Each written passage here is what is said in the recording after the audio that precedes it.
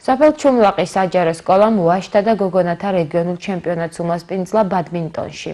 სპორტის პედაგოგ ტარიელ დათუაშვილის ინფორმაციით სასკოლო სპარტაკიადის ფარგლებში გამართულმა ღონისძიებამ საინტერესოდ ჩაიარა და საუკეთესო კოლექტივების დამსახურებული გამარჯვებით დასრულდა. ვაშთა შორის ჩემპიონის ტიტული სოფელ ჩუმლაყის გუნდმა მოიპოვა, გოგონათა ასპარეზობაში კი უძლიერესის წოდება თელავის მეოთხე საჯარო სკოლის მოსწავლეებმა დაისაკუთრეს. გამარჯვებულები და პრიზიორები გურჯაანის სპორტული გაერთიანების მიერ დაწესებული სამახსოვრო თასებით, მედლებით და საპატიო სიგელებით დაჯილდოვდნენ.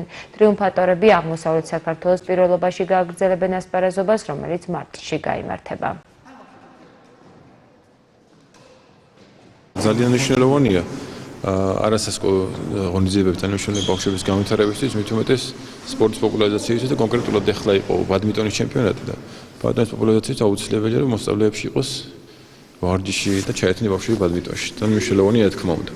პლუს ამას ჯანსაღი ცხოვრების წესის პოპულარიზაცია ხდება და ამ ხრივაც ძალიან მნიშვნელოვანია ეს ტურნირები. კიდევ ერთი სპორტული ღონისძიება, სასკოლო სპორტული ღონისძიება ჩატარდა. მონაწილეობა მიიღო კახეთის რეგიონის რამდენიმე გუნდმა.